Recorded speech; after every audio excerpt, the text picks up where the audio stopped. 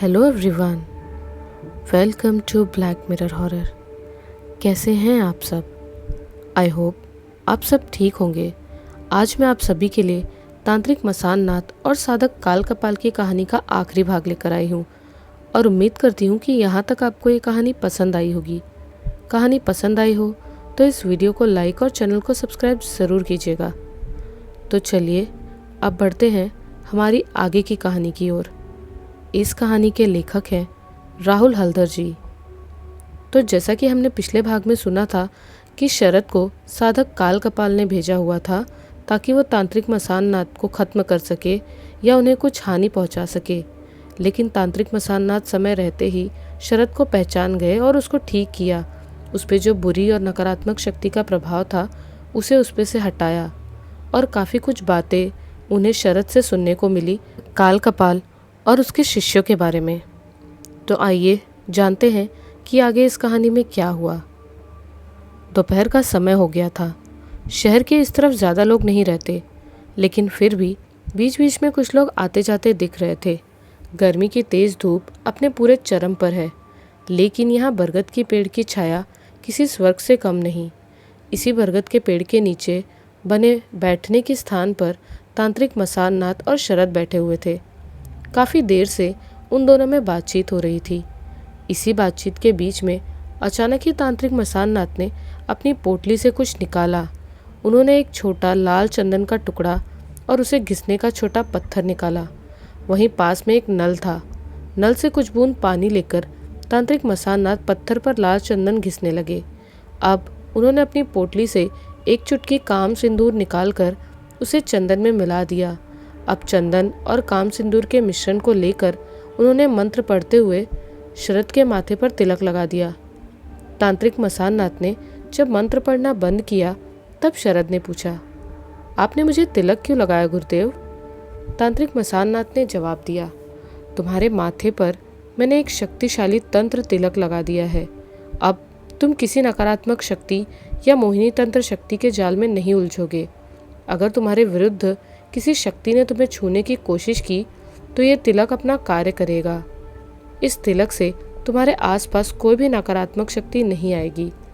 ये सुनकर शरद को काफ़ी प्रसन्नता हुई कि अब उसे कोई नकारात्मक शक्ति आहत नहीं कर सकती, क्योंकि स्वयं उसके गुरुदेव तांत्रिक मसान नाथ ने ये तिलक उसके माथे पर लगाया है और उसे अब तक ये ज्ञात हो चुका है कि तांत्रिक मसान नाथ के पास बहुत सारी अद्भुत शक्तियाँ हैं।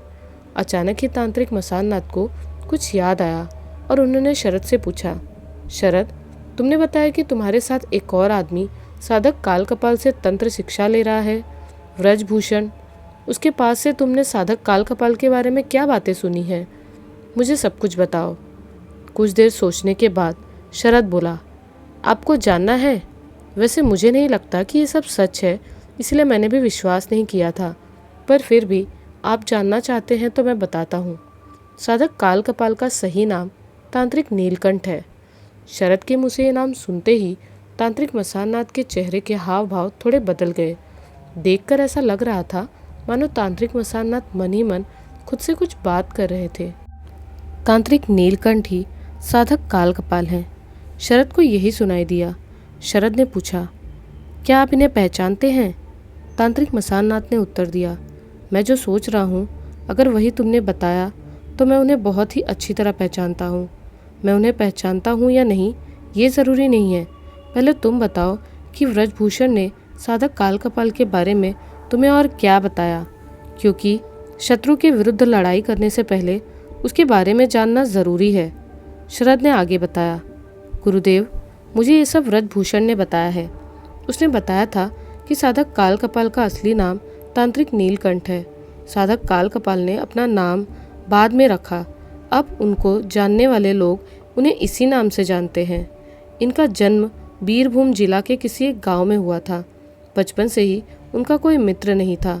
इसके अलावा उनके माता पिता की किसी गलती के कारण देवी मनसा नाराज़ हो गई, इसीलिए उनके माता पिता की मृत्यु सांप के काटने से हुई।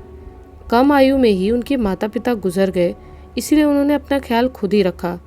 उस वक्त के साधु सन्यासियों की नज़र इस लड़के पर पड़ी और एक साधक ने उनका सारा दायित्व अपने ऊपर ले लिया तथा उन्होंने नीलकंठ को तंत्र शिक्षा भी दिया और अपने शिष्यों की टोली में शामिल कर लिया। इन्हीं शिष्यों की टोली में दुर्गा शंकर नाम का साधक भी था, जिससे नीलकंठ की अच्छी मित्रता थी। वो दोनों एक साथ ही तंत्र मंत्र सीखते थे। ये दोनों ही धीरे धीरे उस साधक के सबसे बड़े शक्तिशाली शिष्य हो गए। अचानक ही एक दिन किसी बात को लेकर अपने गुरु के साथ नीलकंठ की बहस हो गई और ये बहस इतनी आगे बढ़ गई कि उसके गुरुदेव ने उन्हें गाली देकर बहुत अपमानित किया। उस वक्त नीलकंठ ने अपमान सह लिया, लेकिन उनके मन में प्रतिशोध की आग जलती रही और क्रमशः बढ़ती ही गई। अपने प्रतिशोध के लिए ही उन्होंने अपने गुरुदेव के खाने में विष मिलाकर उनकी हत्या कर दी। इस घटना के बाद ही नीलकंठ भागकर असम होते हुए तिब्बत की ओर चले गए और बाद में उन्होंने अपना जीवन वहीं बिताया। वहाँ रहते हुए उन्होंने कई बड़े साधु संतों से तंत्र शिक्षा सीखी और साधना में सिद्धि लाभ की। फिर कई सालों बाद यहाँ लौट आए। उसके बाद से साधक काल कपाल नाम रखकर यहीं पर रहते हैं। ऐसा भी कहते हैं कि उनकी शिक्षा ग्रहण करके कई साधक बड़े बड़े तांत्रिक बन गए। उनमें से कुछ अब भी जिंदा है और कुछ ऊपर चले गए। इन सभी बातों में कितनी सच्चाई है ये नहीं जानता, क्योंकि ये सब बातें व्रजभूषण ने मुझे बताई है। तांत्रिक मसाननाथ ने फिर से प्रश्न किया, ये व्रजभूषण कौन है? क्या उसने भी किसी तंत्र साधना में सिद्धि पाई है? शरद ने जवाब दिया, हाँ गुरुदेव, असल में व्रजभूषण ने कर्ण पिशाचनी साधना सीखने के लिए साधक काल कपाल की दीक्षा ग्रहण की है। एक दिन व्रजभूषण एक साधक के घर गया था और साधक ने व्रजभूषण के भूत, वर्तमान व भविष्य बताना शुरू कर दिया। ये देखकर व्रजभूषण काफ़ी आश्चर्यचकित हो गया था और उसने उस साधक से पूछा कि ये कैसे संभव है। उस साधक ने व्रजभूषण को बताया कि ये सब कर्ण पिशाचनी साधना का फल है। उसी दिन से व्रजभूषण के मन में कर्ण पिशाचनी साधना सिद्ध करने की लालसा जाग गई। अपनी लालसा को पूर्ण करने के लिए वो साधक काल कपाल का शिष्य बन गया। हालांकि अब तक उसकी वो साधना पूर्ण नहीं हुई। उसका घर यहीं वर्धमान में ही है। उसके बारे में मैं केवल इतना ही जानता हूँ। ये सब सुनकर तांत्रिक मसाननाथ बोले, इसका मतलब है कि व्रजभूषण ने थोड़ी बहुत तंत्र साधना की है। जो भी हो उसे मैं आसानी से संभाल लूँगा। तुमने एक महिला के बारे में भी बताया जो अब कहीं चली गई है। उनके बारे में कुछ जानते हो? शरद ने उस महिला के बारे में बताना शुरू किया। हाँ, वो महिला बोलपुर में रजतपुर नामक स्थान है, वहाँ चली गई। तंत्र शिक्षा संपूर्ण करके वो महिला वहाँ चली गई। उनका नाम है भैरवी साधिका काली सुंदरी। साधिका काली सुंदरी बहुत ही शक्तिशाली साधिका है। कभी कभी साधक काल कपाल बोलते थे कि साधिका काली सुंदरी उनसे भी शक्तिशाली हो गई थी। उसके बाद से ही साधिका काली सुंदरी के साथ साधक काल कपाल की झड़प होती रहती थी। साधक काल कपाल की किसी भी बात को वो नहीं मानती थी, पर वो शिष्या तो उन्हीं की थी। इन्हीं सब कारणों से उन दोनों में अनबन हो गई और दोनों एक दूसरे से नहीं मिलते। इसके अलावा अब साधिका काली सुंदरी का नाम सुनकर ही साधक काल कपाल क्रोध से उबलने लगते हैं। इसके पीछे क्या कारण है मुझे नहीं पता। केवल इतना बता सकता हूँ कि साधिका काली सुंदरी अब साधक काल कपाल से भी कई गुना ज़्यादा तंत्र शक्ति जानती है। तांत्रिक मसाननाथ बोले, समझा, मतलब साधिका काली सुंदरी भी अपने गुरुदेव के पद पर चल रही होगी। जिसका गुरु वैसा है, गलत कार्य तो शिष्या अवश्य करेगी। शरद बोला, हाँ गुरुदेव, आपने सही कहा। भैरवी साधिका भी तंत्र शक्ति द्वारा किसी गलत कार्य में लगी होंगी। मैंने सुना है कि साधिका काली सुंदरी जहाँ रहती है वहाँ पर एक गणेश भगवान का मंदिर है। वहाँ पर कई भक्त आते हैं और उसी मंदिर में साधिका काली सुंदरी पूजा करती है। इससे ज़्यादा मैं उनके बारे में नहीं जानता, क्योंकि काफ़ी दिनों पहले ही वो चली गई। ये सब कुछ मैंने साधक काल कपाल और व्रजभूषण से सुना है। ये सब सुनकर तांत्रिक मसाननाथ ने पूछा, चलो उस भैरवी को हम बाद में देखेंगे। शरद, पहले तुम मेरे एक प्रश्न का जवाब दो कि क्या यहाँ पर किसी जगह पंचमुंडी का आसन है जहाँ पर बैठकर मैं रात को साधना कर सकूँ? क्या ऐसा स्थान यहाँ पर है? शरद कुछ सोचता रहा और फिर उसने उत्तर दिया, मैं पूरी तरह कह तो नहीं सकता कि वो एक पंचमुंडी आसन ही है। सामने के शमशान को पार करते ही पेड़ों व झाड़ियों से भरा हुआ जंगल जैसा स्थान है। वो जगह बहुत ही सुनसान है, कोई भी उधर नहीं जाता। यहाँ सभी ऐसा मानते हैं कि इस शमशान में आने वाली अतृप्त आत्मा उस जंगल में घूमती रहती है हालांकि मैं इन बातों पर विश्वास नहीं करता। उसी जंगल में मैंने देखा था कि मिट्टी और ईंटों से वर्ग के जैसा स्थान बना हुआ है। लोग उसी जगह को पंचमुंडी आसन कहते हैं। मुझे नहीं पता कि वो सचमुच पंचमुंडी आसन है या नहीं, पर आप उस स्थान को देखकर इसका उत्तर जान सकते हैं। तांत्रिक मसाननाथ बोले, चलो अब और समय बर्बाद ना करके दोपहर का खाना खा लिया जाए और फिर शाम से पहले हम वहाँ जाएंगे। वहाँ जाकर मुझे पता चल जाएगा कि वो स्थान पंचमुंडी आसन है या नहीं। अगर वो पंचमुंडी आसन हुआ तो हमारा कार्य आसान हो जाएगा और हम साधक काल कपाल का सामना पूरी शक्ति से करेंगे। इतनी बातचीत करने के बाद दोनों बरगद के नीचे बने बैठक से उठकर सड़क के किनारे बने एक ढाबे की ओर चल पड़े। कुछ दूर चलने के बाद शमशान से कुछ दूरी पर उन्हें एक ढाबा दिखाई दिया। वहाँ 2-3 लोग बैठकर खाना खा रहे थे। तांत्रिक मसाननाथ ढाबे के अंदर गए और 2 शाकाहारी थाली लगाने के लिए कहा। अब दोनों जाकर एक खटिये पर बैठे खाना आने का इंतज़ार करने लगे। कुछ देर बाद ही ढाबे के एक कर्मचारी ने आकर उनके सामने थाली लगा दी। तांत्रिक मसाननाथ की तरह शरद को भी काफ़ी भूख लगी थी, इसीलिए दाल, चावल और 2 प्रकार की सब्जी वाले थाली से उन दोनों ने अपनी भूख को शांत किया। हालांकि इस ढाबे में अंडा, मछली और मांस भी मिलता है, पर तांत्रिक मसाननाथ वो सब नहीं खाना चाहते थे। ढाबा का खाना काफ़ी स्वादिष्ट था, ये उन दोनों के चेहरे से ही पता चल रहा था। हाथ मुंह धोकर तांत्रिक मसाननाथ ढाबे में पैसा देने गए। उस वक्त शरद ढाबे के बाहर ही खड़ा था। अचानक ही शरद की नज़र सड़क के उस पार से जाते हुए एक आदमी की ओर पड़ी।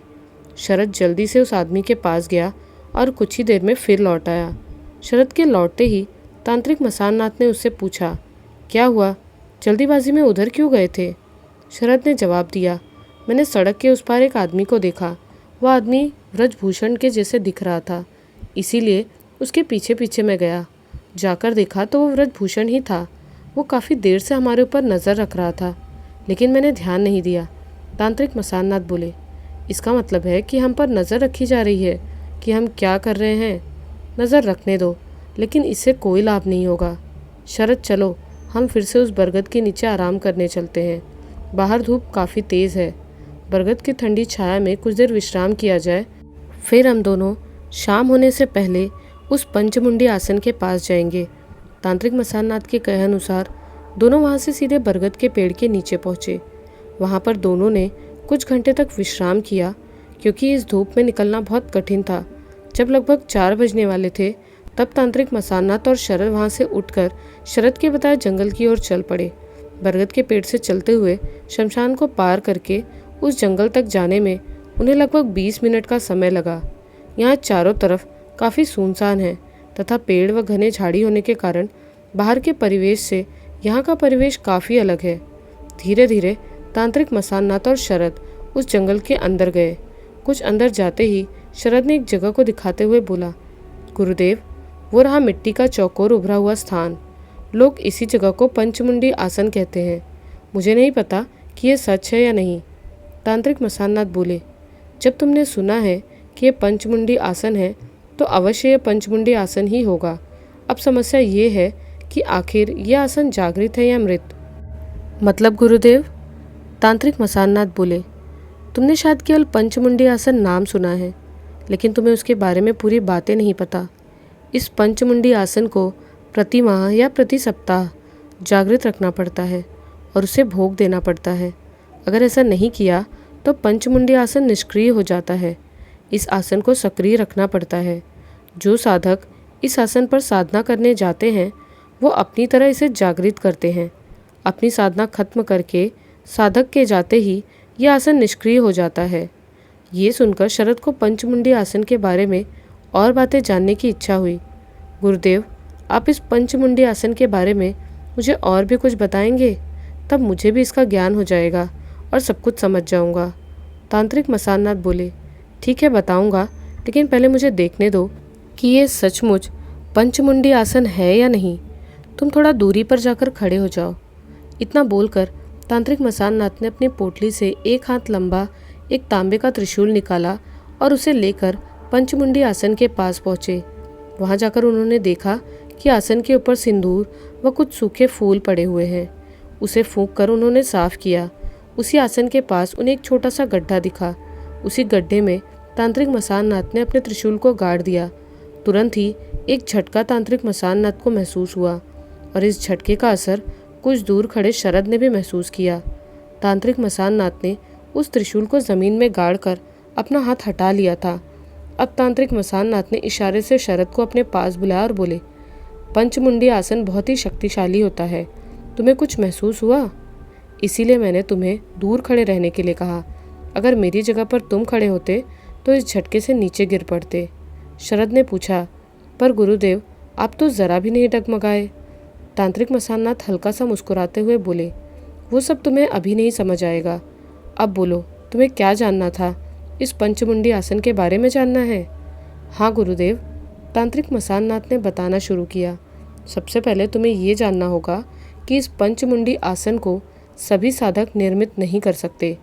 अगर वो साधक साधना द्वारा तंत्र के उच्चतम मार्ग को छू चुका है, जहाँ वो सीधे ईश्वर से खुद को जोड़ लेता है, केवल ऐसे साधक ही इस आसन का निर्माण कर सकते हैं।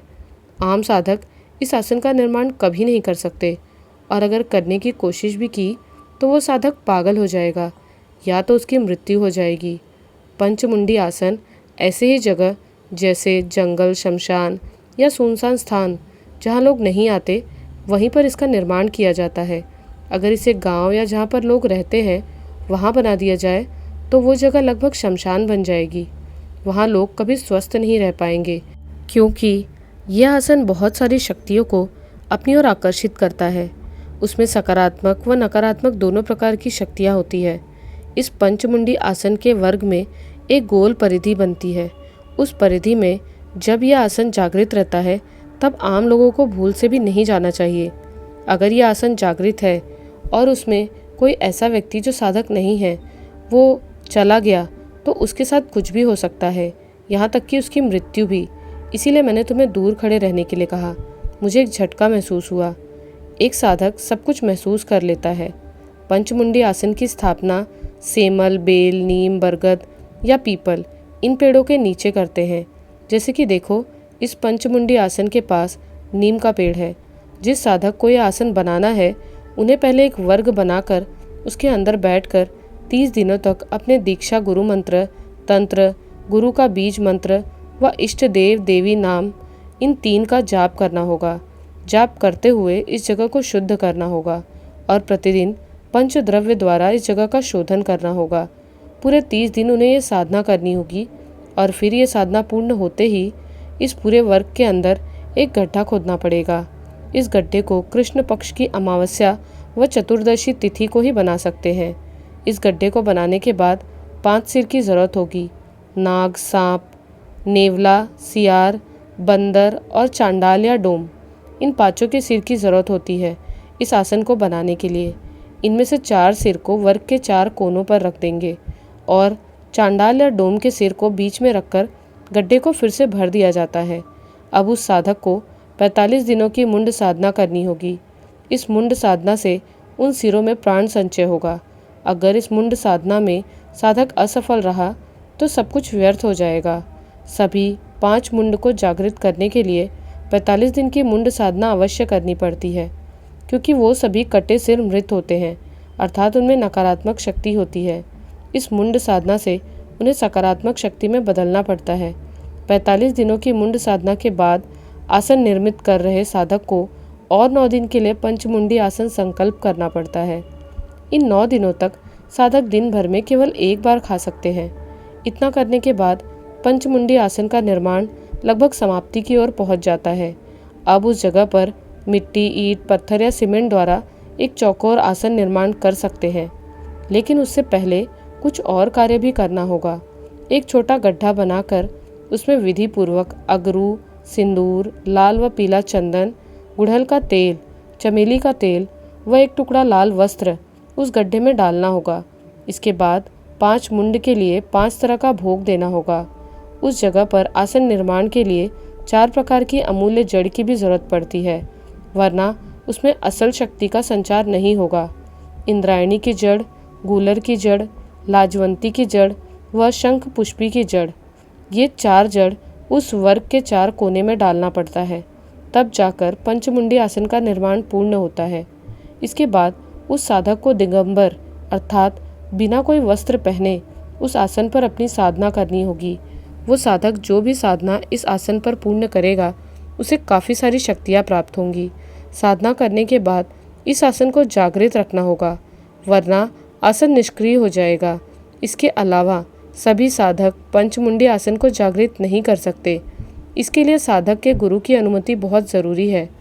गुरु की अनुमति से ही सभी नियमों को मानकर इस आसन पर साधना पूर्ण करनी होगी।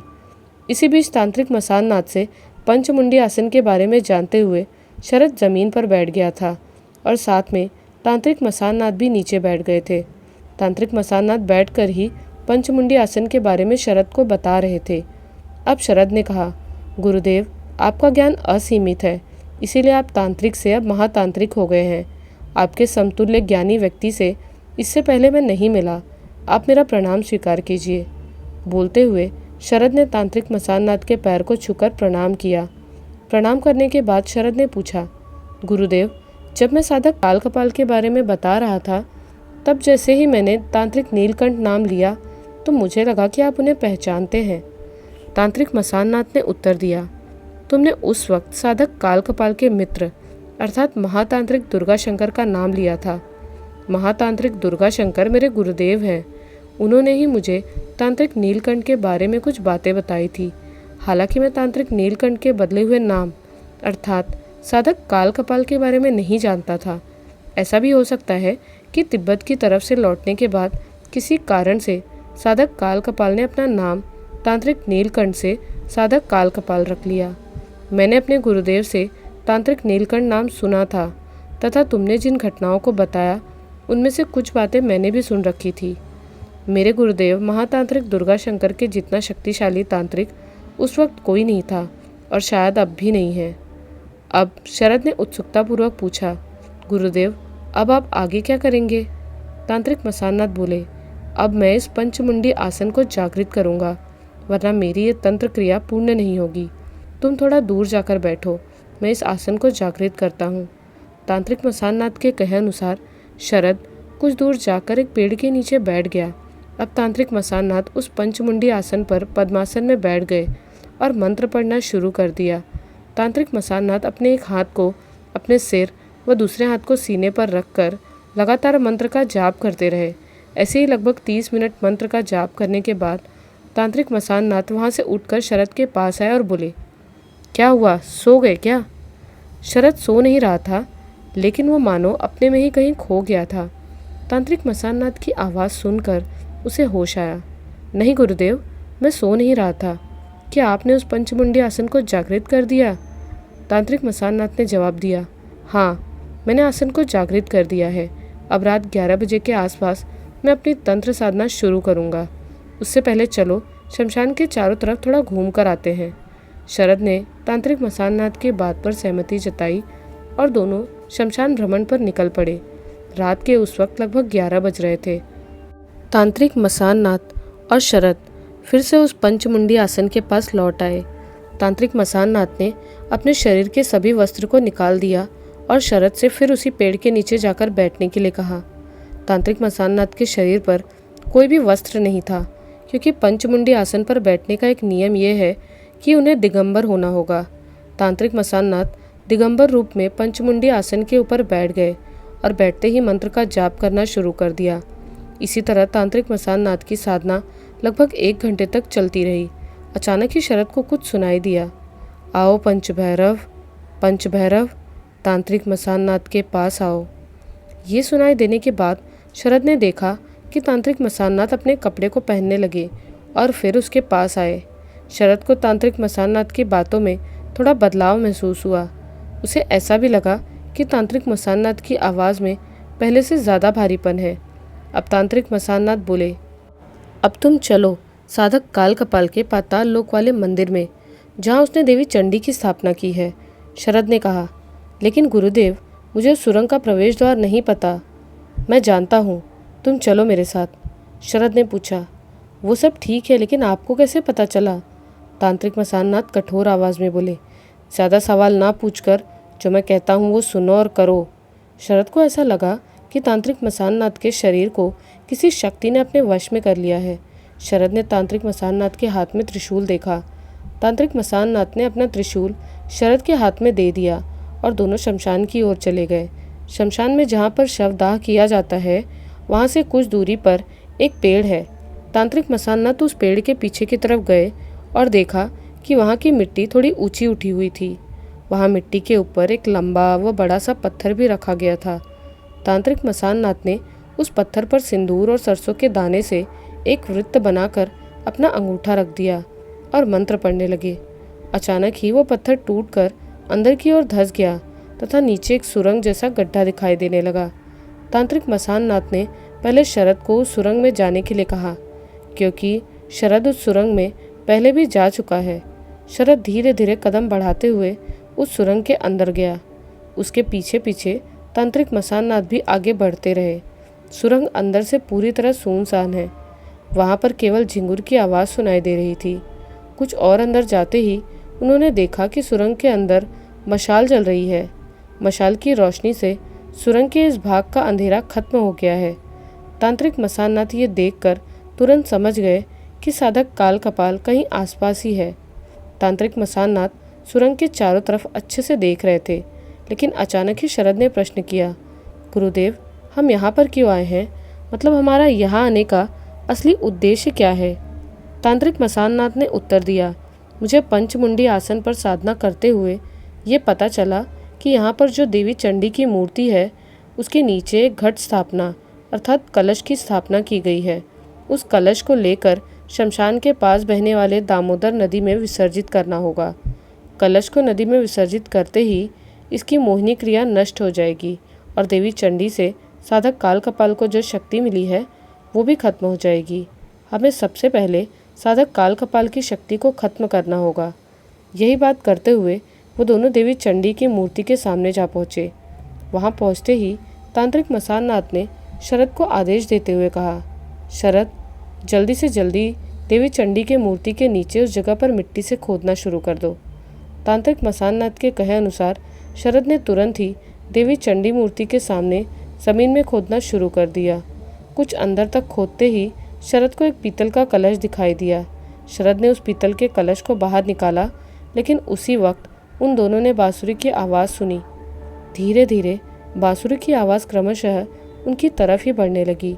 शरद खोजने लगा कि आखिर बांसुरी की आवाज़ कहाँ से आ रही है, और अचानक ही उसने एक परिचित गले की आवाज़ सुनी।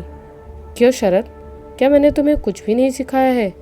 मुझे बहुत पहले से ही तुम्हारे शरीर से विश्वासघात की बू आती थी। इतने दिनों के गुरुदेव को भूलकर अब तुम इस ढोंगी साधु की सहायता कर रहे हो। इस साधु का वध तो मैं अभी करूँगा। इसके मरने के बाद शरद तुझे कौन बचाएगा? माथे पर तिलक और गले में 2-4 माला पहन लेने से कोई साधक काल कपाल को नहीं हरा सकता। इतना बोलकर साधक काल कपाल हंसने लगे। तांत्रिक मसाननाथ अपनी पोटली से कुछ निकालने जा रहे थे, लेकिन उसी वक्त शरद ने उन्हें सावधान करते हुए कहा, गुरुदेव, आप इस सुरंग में साधक काल कपाल के साथ लड़ाई नहीं कर पाएंगे। आप कितने भी शक्तिशाली क्यों ना हो, लेकिन इस पाताल सुरंग में साधक काल कपाल को हराना संभव नहीं है। आप जल्दी से बाहर चलिए। यहाँ देवी चंडी की शक्ति हमेशा उसके जीतने का कारण होगी। आप जल्दी से मेरे पीछे आइए। यहाँ एक गुप्त रास्ता है, उधर से जाने पर हम जल्दी से बाहर निकल जाएंगे। पाताल से ऊपर अगर ज़मीन पर नहीं गए तो साधक काल कपाल को हम नहीं हरा पाएंगे। शरद के कहे अनुसार तांत्रिक मसाननाथ उसके पीछे गुप्त रास्ते से दौड़ते हुए बाहर की ओर गए। साधक काल कपाल भी उन दोनों के पीछे पीछे आगे बढ़ने लगे।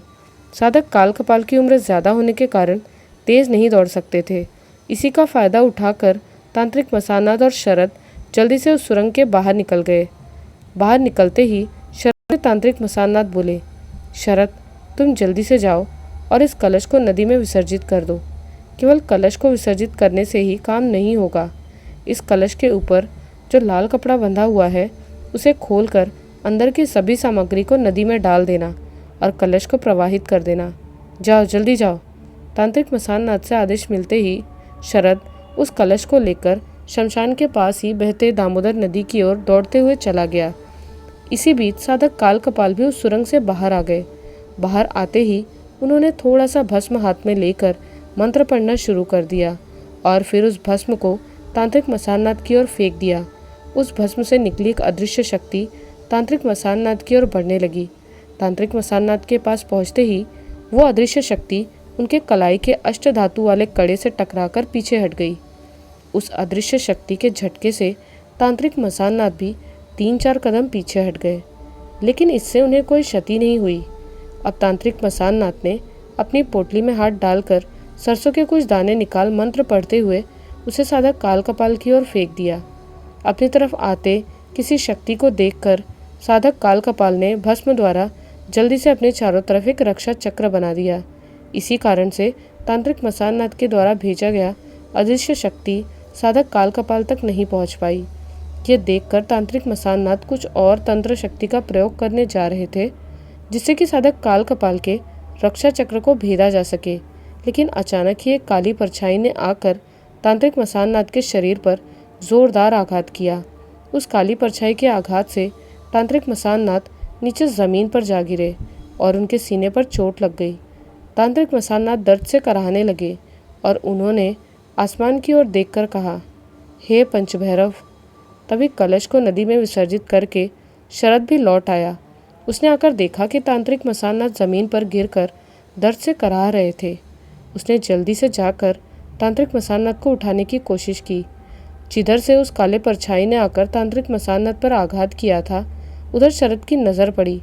उसने देखा कि वहाँ एक आदमी खड़ा है और वो आदमी कोई और नहीं बल्कि व्रजभूषण है, जिसने पीछे से तांत्रिक मसाननाथ पर अपनी तंत्र शक्ति का प्रयोग किया था। शरद ने तांत्रिक मसाननाथ से कहा, गुरुदेव, यही है व्रजभूषण।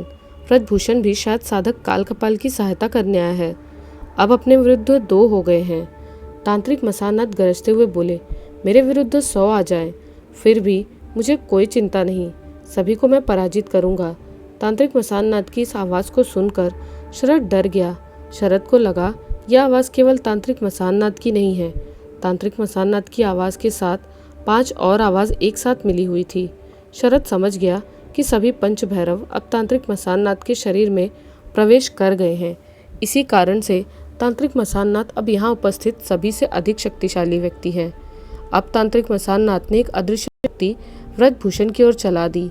उस अदृश्य शक्ति के धक्के से व्रजभूषण पीछे की ओर दर्द से छटपटाते हुए गिर पड़ा। ये देखकर साधक काल कपाल चिल्लाकर बोले, व्रजभूषण, तुम यहाँ से भाग जाओ, तुम्हारी साधना अभी भी पूर्ण नहीं हुई है। तुम यहाँ क्या कर रहे हो? मैं इस तांत्रिक को देखता हूँ। तुम यहाँ से जाओ, वरना तुम अपनी जान गंवा दोगे। मैं तुमसे बाद में मिलूँगा। मेरी चिंता करने की ज़रूरत नहीं है।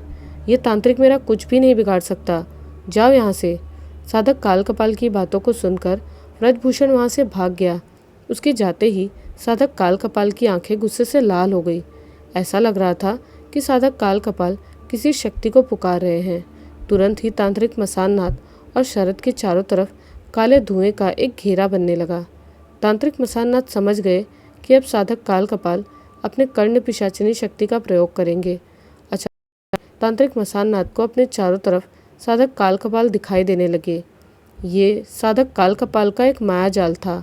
अब तांत्रिक मसाननाथ ने अपने पंच भैरव को कर्ण पिशाचिनी के विरुद्ध प्रयोग कर दिया। उसी वक्त एक पिशाचिनी के चिल्लाने की आवाज़ सुनाई देने लगी और उसी के साथ साधक काल कपाल का मायाजाल भी टूटने लगा। उसी वक्त मसाननाथ ने अपने पीछे किसी के कराहने की आवाज़ सुनी। जल्दी से मुड़कर उन्होंने देखा कि जिस त्रिशूल को उन्होंने शरद को दिया था, उस त्रिशूल को शरद ने साधक काल कपाल के सीने में हृदय के आर पार कर दिया है। तांत्रिक मसाननाथ को यह समझने में देर नहीं लगी कि जब वो मायाजाल में उलझे हुए थे, तब साधक काल कपाल पीछे से उन्हें मारने आ रहे थे, लेकिन शरद ने त्रिशूल से वार करके उनकी जान को बचा लिया था, वरना आज शायद तांत्रिक मसाननाथ की मृत्यु निश्चित थी। साधक काल कपाल ने यह सोचा भी नहीं था कि बीच में अचानक शरद उन पर त्रिशूल से हमला कर सकता है, क्योंकि उनका पूरा ध्यान केवल तांत्रिक मसाननाथ पर ही था। उच्च भैरव ने कर्ण पिशाचिनी को भी खत्म कर दिया था।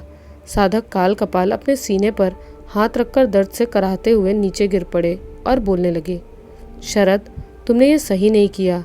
तुम मेरे साथ ऐसा नहीं कर सकते। और आप, तांत्रिक मसाननाथ, मैं आपके सामने अपनी हार स्वीकार करता हूँ। आप शायद किसी शक्तिशाली गुरु के शिष्य हैं, क्योंकि जीवन में पहली बार मैंने अपनी कर्ण पिशाचिनी शक्ति और मायाजाल को किसी तांत्रिक द्वारा पराजित होते हुए देखा। अब तांत्रिक मसाननाथ बोले, मेरे गुरुदेव को शायद आप पहचान जाए। उनका नाम महातांत्रिक दुर्गा शंकर है।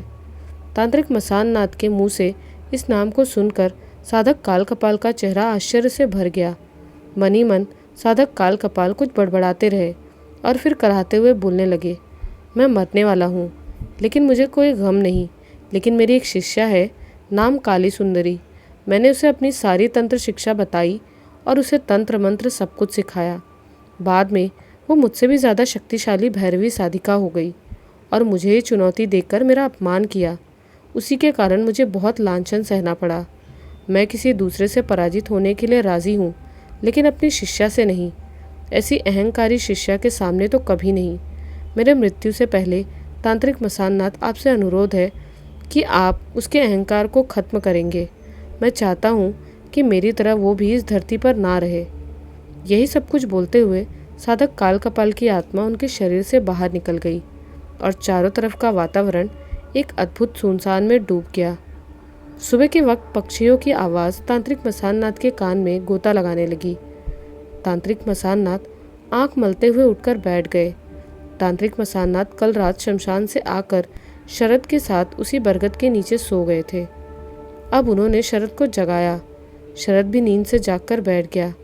कुछ देर बाद उसने पूछा, गुरुदेव, कल रात मेरे हाथों से जो हत्या हुई, कहीं उसके लिए मैं फंस तो नहीं जाऊंगा? तांत्रिक मसाननाथ बोले, इस आदमी को पकड़ने के लिए पुलिस बहुत खोजबीन कर रही है। तुम्हें डरने की कोई ज़रूरत नहीं। पुलिस भी हमारे साथ है। वो सब तुम मेरे ऊपर छोड़ दो। पुलिस खुद ही समझ जाएगी कि किसकी मौत हुई है। मैं खुद पुलिस के साथ अब तक काम कर रहा था। जो भी हो, अब मुझे जाना है। तुम्हारे साथ चाय पी लिया जाए, फिर न जाने कब यहाँ पर आऊँगा। ठीक से अपना जीवन यापन करना, हमेशा सही रास्ते पर चलना, और अगर कोई गलत रास्ते पर जा रहा है तो उसे रोकने की कोशिश करना। किसी पाप कर्म में तो कभी मत जुड़ना। क्या बोला, समझे? शरद बोला, जी गुरुदेव, मैं हमेशा आपकी इन बातों का अनुसरण करूँगा। तांत्रिक मसाननाथ बोले, चलो चाय पीकर अब मैं यहाँ से रवाना हो जाऊँगा। पर गुरुदेव, आप कहाँ जाएंगे? तांत्रिक मसाननाथ बोले, साधक काल कपाल ने क्या कहा? तंत्र मंत्र की शक्तियों का गलत उपयोग करने वाली एक और महिला है, उसे भी रोकना ज़रूरी है। क्या तुम भूल गए? समझ गया गुरुदेव, मतलब अब साधिका काली सुंदरी की बारी है। कुछ और बातचीत करते हुए दोनों एक चाय की दुकान की तरफ चले गए। तो ये था तांत्रिक मसाननाथ और साधक काल कपाल की कहानी का आखिरी भाग। कहानी कैसी लगी हमें कमेंट्स में ज़रूर बताइएगा। मिलती हूँ ऐसी ही एक नई कहानी के साथ एक नए वीडियो में। जय बाबा महाकाल।